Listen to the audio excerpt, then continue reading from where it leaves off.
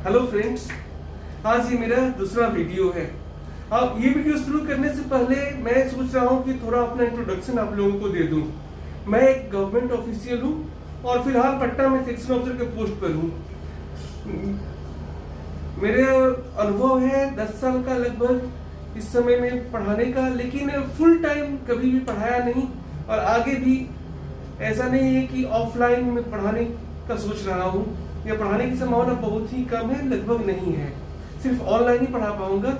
और ऐसे इंडिविजुअली कुछ लोगों को मैंने कुछ चैप्टर्स में क्या पढ़ाई मदद किया था और वो लोग आगे चलकर अभी जस्ट फरवरी में उन लोगों ने सचिवालय सहायक के पोस्ट पर ज्वाइन किया है। अभी वो लोग ज्वाइन कर रहे हैं इसमें बिहार एसआई दरोगा में, और इसके अलावा भी बहुत सारे टीचर्स भी हुए हैं जो बीपीएससी क्वालिफाई किए हैं टीचर्स। मैं ज़्यादा इंट्रोडक्शन अपना नहीं दूंगा और फिर आते हैं आज के कंटेंट पर और क्वेश्चंस पे। तो आज का जो पहला क्वेश्चन है, मैंने ये क्वेश्चन के लिए अपने सोर्स को बढ़ाया है और डीडी न्यूज और राज्यसभा टीवी को भी इंक्लूड किया है। इसके अलावा जो मंत्रालय वगैरह हैं उसके वेबसाइट को भी सर्च करना शुरू किया है अपने कंटेंट के लिए। तो आज का जो पहला क्वेश्चन है वो है, द्विपक्षीय रक्षा समझौतों को बढ़ावा देने के लिए अमेरिका ने भारत को सोनोबाय और इससे संबंधित उपकरणों के संभावित बिक्री को मंजूरी दी है। ये सोनोबाय क्या है? तो सोनोबाय है एंटी सबमेराइन वारफेयर। इसके बारे में है कि हमारे जो माननीय रक्षा मंत्री हैं राजनाथ सिंह जी, वो 4 दिवसीय अमेरिका दौरे में हैं और रक्षा संबंधी बहुत सारे समझौते हुए, लेकिन जो सबसे ज्यादा चर्चा में रहा वो सोनोबाय का ही डील रहा। वास्तव में सोनोबाय 3 फीट लंबा एवं 5 इंच व्यास का एक पोर्टेबल सोनार सिस्टम है। इसे MH-60R, जिसे रोमियो हेलीकॉप्टर भी कहते हैं, के साथ एकीकृत किया जाएगा। यह भारतीय नौसेना की पनडुब्बी रोधी युद्ध क्षमता में सुधार करेगा। इस करार की संभावित लागत 52.8 मिलियन अमेरिकी डॉलर है। यहाँ पर सबसे जो इंपॉर्टेंट है, सोनोबाय क्या है? एंटी सबमेराइन वारफेयर है। कहां से मिलेगा? अमेरिका से मिलेगा। अमेरिका और भारत के समझौते के तहत मिलेगा। इसे किसके साथ इंटीग्रेट किया जाएगा, एकीकृत किया जाएगा? MH-60R रोमियो हेलीकॉप्टर्स के साथ। ये जो सोनोबाय किस तरह का है? तो एक पोर्टेबल सोनार सिस्टम है। इसकी लागत कितनी आएगी? 52.8 मिलियन। इसमें सबसे ज्यादा इंपॉर्टेंट है सोनोबाय एंटी सबमेराइन वारफेयर है, जो हमें अमेरिका से मिलेगा और ये MH-60R रोमियो हेलीकॉप्टर से अटैच रहेगा, इंटीग्रेटेड रहेगा, एकीकृत रहेगा। आज का दूसरा क्वेश्चन है, केंद्रीय कैबिनेट ने यूनिफाइड पेंशन स्कीम यूपीएस को मंजूरी दी है। यह योजना कब से लागू होगी? इसका आंसर है 1 अप्रैल 2025 से। इस योजना के संबंध में कुछ बातें कर लिया जाए तो सबसे पहला है कि 25 वर्ष या उससे अधिक अवधि तक सेवारत कार्मिक को रिटायरमेंट के 12 महीने के बेसिक पे की औसत का 50% राशि पेंशन के तौर पर प्रत्येक माह दी जाएगी। मतलब 25 वर्ष कर लेने पर यूपीएस स्कीम के तहत बेसिक पे का 50% दिया जाएगा, जो कि मैक्सिमम होगा। मतलब मैक्सिमम पेंशन लेने के लिए 25 साल सर्विस करना अनिवार्य है। 25 साल से कम लेकिन 10 साल से अधिक सेवा पर प्रोपोर्शनेट राशि दी जाएगी। यह राशि 10,000 रुपए से कम नहीं होगी। यहाँ पर कीवर्ड है 10,000 रुपए। इससे कम राशि अगर कोई सरकारी सेवक 10 साल सर्विस करता है तो उसे 10,000 रुपए से कम पेंशन नहीं दिया जाएगा। उल्लेखनीय है कि पूर्व वित्त सचिव और कैबिनेट सचिव डेजिग्नेट टीवी सोमनाथन, ये नाम याद रखिएगा, टीवी सोमनाथन की अध्यक्षता में मार्च 2023 में न्यू पेंशन स्कीम की समीक्षा के लिए एक समिति बनाई गई थी। तो न्यू पेंशन स्कीम की समीक्षा की जो समिति बनाई गई थी उसके अध्यक्ष कौन थे? टीवी सोमनाथन, या टीवी सोमनाथन समिति की घोषणा की गई थी। टीवी सोमनाथन समिति को बनाया गया था न्यू पेंशन स्कीम की समीक्षा के लिए। ये इंपॉर्टेंट है। इसके अलावा 10,000 रुपए से कम किसी को पेंशन नहीं मिलेगा अगर वो सरकारी सेवक 10 साल सर्विस करता है, और फुल पेमेंट के लिए 25 साल सर्विस करना होगा। ये योजना 1 अप्रैल 2025 से लागू होगी। इस बारे में हम लोगों को ये जानकारी होना चाहिए कि ये योजना वर्तमान में सिर्फ केंद्र सरकार के कर्मियों के लिए लागू है, राज्य सरकार भी अपने कर्मियों के लिए लागू कर सकती है। और दूसरा, ये योजना कर्मियों के लिए ऑप्शनल है, वो चाहे तो न्यू पेंशन स्कीम या यूनिफाइड पेंशन स्कीम दोनों में से किसी को भी ऑप्ट कर सकते हैं। दोस्तों, आज का तीसरा क्वेश्चन है, हाल ही में किस भारतीय क्रिकेटर ने अंतरराष्ट्रीय और घरेलू क्रिकेट से संन्यास की घोषणा की है? इसका आंसर है शिखर धवन।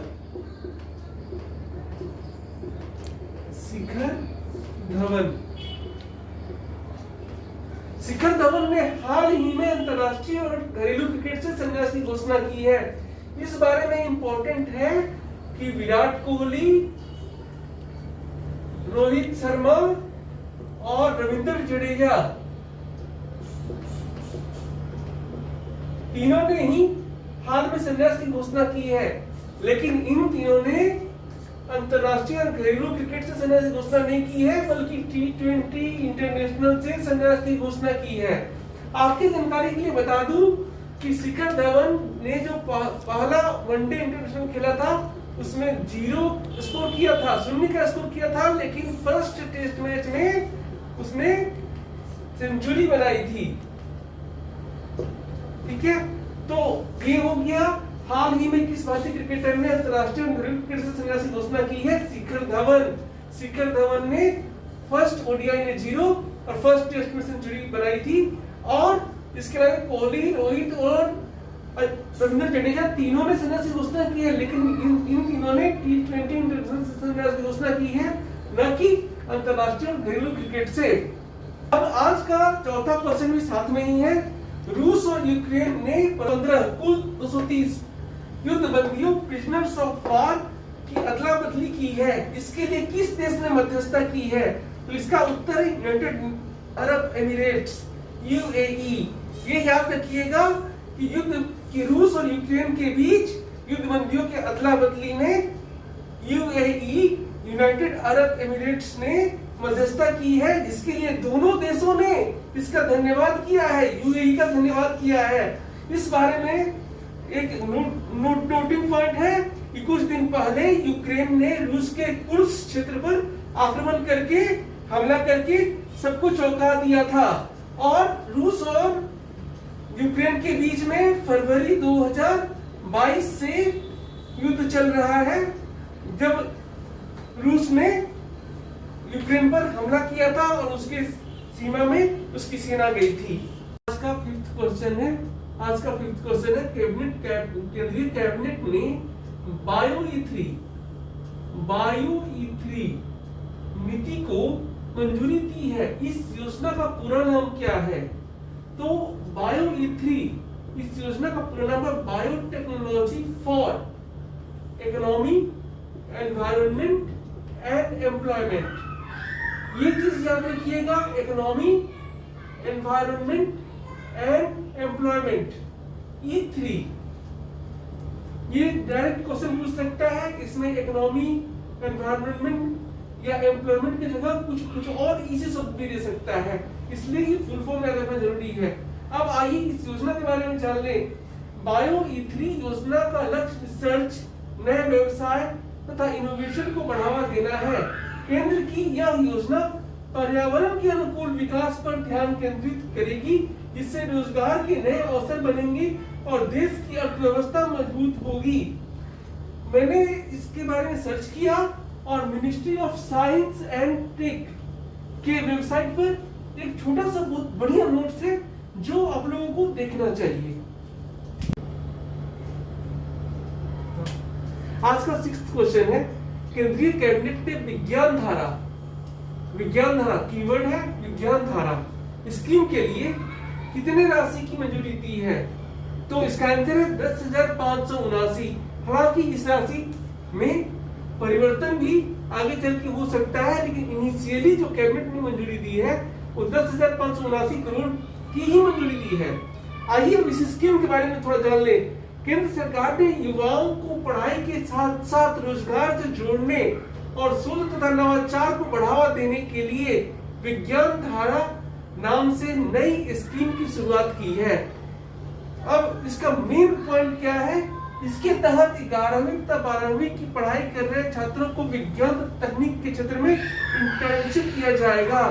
तो केंद्र सरकार ने, केंद्रीय कैबिनेट ने 10,579 करोड़ रुपया दिया है और इसके तहत 11वीं तथा 12वीं की पढ़ाई कर रहे छात्रों को विज्ञान तथा तकनीक के क्षेत्र में इंटर्नशिप दिया जाएगा। इस योजना के तहत 11वीं तथा 12वीं की पढ़ाई कर रहे छात्रों को विज्ञान तथा तकनीक के क्षेत्र में इंटर्नशिप दिया जाएगा, तो विज्ञान धारा योजना के तहत।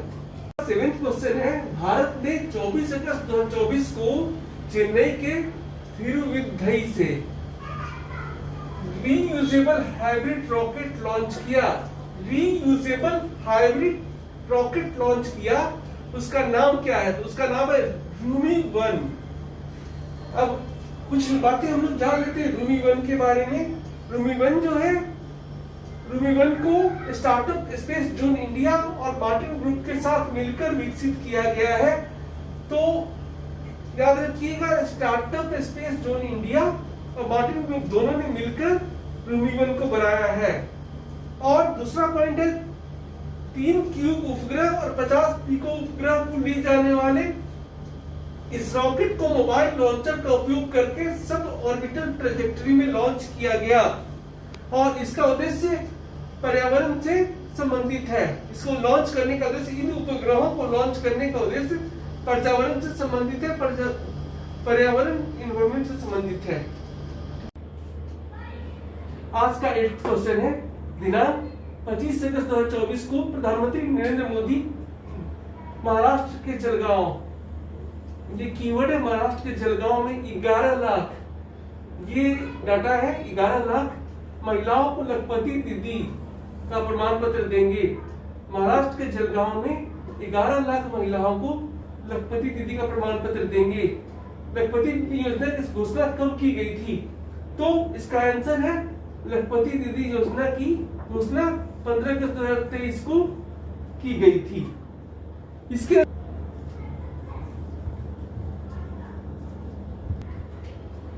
अलावा 1-2 पॉइंट और मैं बताना चाहता हूँ आज का।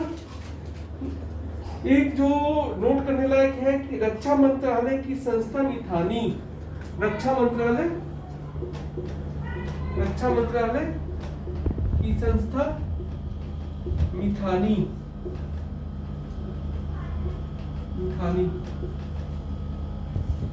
ने श्री राम जन्मभूमि तीर्थ ट्रस्ट को टाइटेनियम का राम दरबार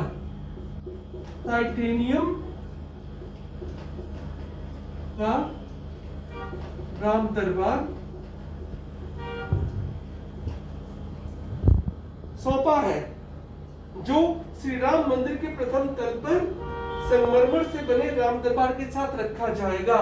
तो रक्षा मंत्रालय के संस्था मिथानी ने टाइटेनियम का राम दरबार किसे सौंपा है? राम जन्मभूमि तीर्थ ट्रस्ट को। और इस राम दरबार को, टाइटेनियम के राम दरबार को श्री राम मंदिर, अयोध्या के श्री राम मंदिर के प्रथम तल पर संगमरमर से बने राम दरबार के साथ रखा जाएगा। इसके अलावा एक और चीज है, हमारे प्रधानमंत्री श्री नरेंद्र मोदी जी जो है वो आज 25 अगस्त 2024 को जयपुर में राजस्थान हाईकोर्ट के 75वें स्थापना दिवस जो प्लेटिनम जुबली मना रहा है, उसमें मुख्य अतिथि के रूप में उस विशेष समारोह में शिरकत हो रहे हैं। राजस्थान हाईकोर्ट जो जोधपुर में है, उसके 75वें स्थापना समारोह प्लेटिनम जुबली समारोह में विशेष अतिथि के तौर पर, मुख्य अतिथि के तौर पर शिरकत कर रहे हैं। यानी 75वां स्थापना दिवस है आज, राजस्थान हाईकोर्ट का समापन समारोह है।